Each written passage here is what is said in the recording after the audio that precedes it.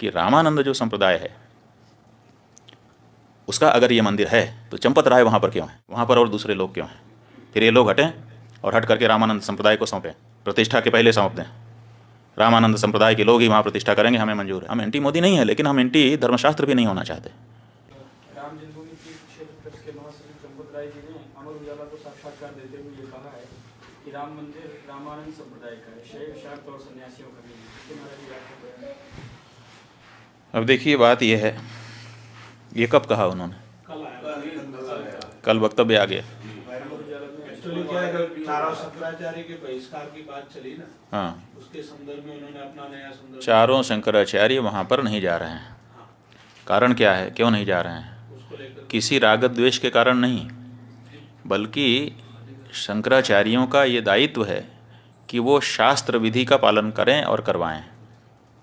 अब वहाँ पर शास्त्र विधि की उपेक्षा हो रही है।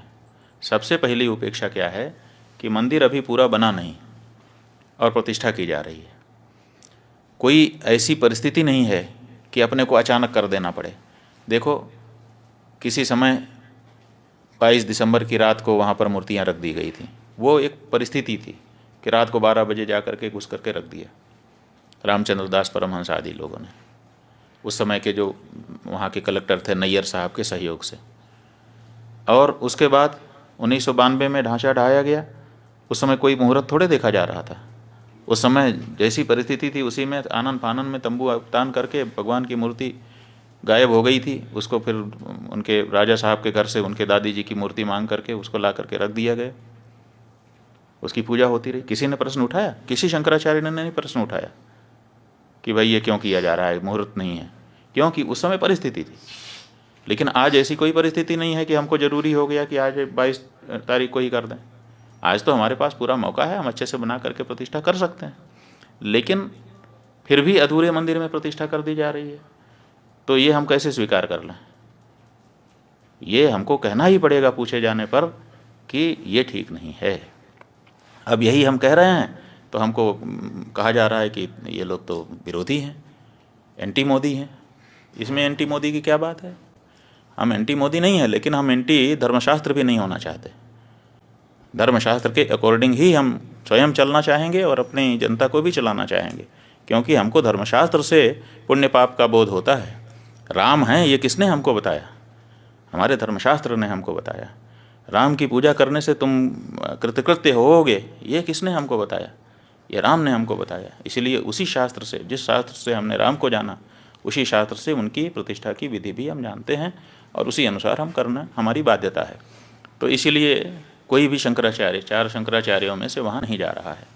अब जब ये बात सार्वजनिक हुई है तो अब इसको काउंटर करने के लिए वो ये चंपत राय जी कह रहे हैं कि शंकराचार्यों की यहाँ ज़रूरत नहीं है, क्योंकि ये तो रामानंदा संप्रदाय के लोगों का स्थान है। तो सवाल ये है कि रामानंद जो संप्रदाय है उसका अगर ये मंदिर है तो चंपत राय वहाँ पर क्यों है, ये हमको बताएं। फिर वहाँ नृपेंद्र मिश्रा क्यों हैं? फिर वहाँ पर वो राजा साहब क्यों हैं? फिर वहाँ पर वो चौपाल क्यों है जो भाजपा का पटना का चुनाव लड़ने वाला व्यक्ति है? वहाँ पर और दूसरे लोग क्यों हैं? फिर ये लोग हटें और हट करके रामानंद संप्रदाय को सौंपें, प्रतिष्ठा के पहले सौंप दें। रामानंद संप्रदाय के लोग ही वहाँ प्रतिष्ठा करेंगे, हमें मंजूर है।